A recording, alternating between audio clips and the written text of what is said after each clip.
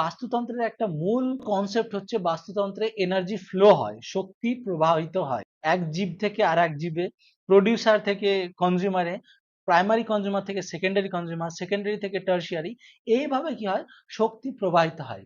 এর কনসেপ্টটা 1942 সালে রেমান্ড লিন্ডেম্যান দিয়েছিল। এই যে বাস্তুতন্ত্রের শক্তির প্রবাহ বললাম আমরা, এটা কিন্তু একমুখী, ইউনিডিরেকশনাল, কখনোই টার্সিয়ারি থেকে সেকেন্ডারিতে আসে না, বা সেকেন্ডারি থেকে প্রাইমারিতে আসে না, বা প্রাইমারি থেকে প্রডিউসারের শক্তি আসে না। কারণ প্রডিউসার কখনো প্রাইমারি কনজিউমারকে খায় না, তার ফলে প্রাইমারি কনজিউমারের যে শক্তি সেটা তো প্রডিউসারের কাছে আসার কথা নয়। তার ফলে হচ্ছে কি শক্তি একমুখী। এতে কি হয়, এটি সূর্য থেকে শুরু হয়ে প্রাথমিক উৎপাদকের দ্বারা ধারণ করা হয় এবং খাদ্য শৃঙ্খল বা খাদ্য জালের মাধ্যমে প্রবাহিত হয়।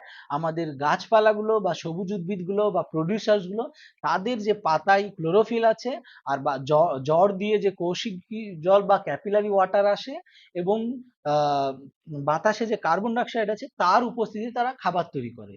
তো সেই সূর্য থেকে প্রাথমিক উৎপাদকের মাধ্যমে এই খাবারটা তৈরি হয়, এবং সেখানে যে প্রাথমিক উৎপাদক থেকে primary consumer, secondary consumer, tertiary কনজিউমারে যখন যায়, সেটা একটা চেনের মাধ্যমে, পাশাপাশি একটা জালের মাধ্যমে প্রবাহিত হয়। এই যে শক্তির প্রবাহটা একমুখী বলেছিলেন রেমন্ড লিন্ডম্যান, তার মত একটা কনজিউমার বা একটা টপিক স্তরের একটা খাদক যতটা শক্তি অর্জন করে, তার 90% শক্তি সে তার নিজের জন্য ব্যয় করে, আর 10% শক্তি সে সঞ্চয় করে, যেটা তার পরবর্তী স্তরে যায়, তাকে যে খাবে সে সেই 10% শক্তিটা পাবে।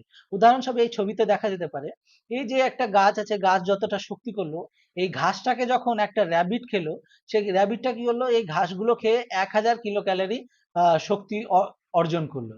এবার এই র্যাবিটটাকে একটা স্নেক যখন খেলো, সে শুধুমাত্র তার 10% বা 100 কিলো ক্যালোরি এনার্জি পেল।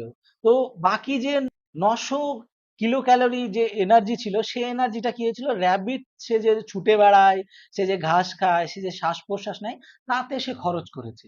তেমনি এই যে 100 কিলো ক্যালোরি শক্তিটা যখন সাপের দেহে এলো, সেই সাপটাও কি করে, সেও শ্বাস প্রশ্বাস নেয়, সেও চলাফেরা করে, তাকে দৌড়ে দৌড়ে শিকার করতে হয়। সেই সাপের কি হলো, তার 90% শক্তি সে খরচ করে ফেললো। সাপটাকে যখন ঈগল খেলো, সে শুধুমাত্র পেল 10 কিলো ক্যালোরি শক্তি। তো প্রত্যেকটা স্তরে এনার্জি লস হয়, আর এনার্জি একমুখী প্রবাহিত হয়। এই যে 10% করে এনার্জি এক স্তর থেকে পরবর্তী স্তরে যায়, আর 90% এনার্জি আমাদের মানে ওই জীবের শ্বাসক্রিয়া, চলাফেরা ইত্যাদির জন্য তার যে খরচ হয়ে যায়, এটাকে 10% ল বলা হয়, বা লিন্ডেম্যানের 10% সূত্র বলা হয়।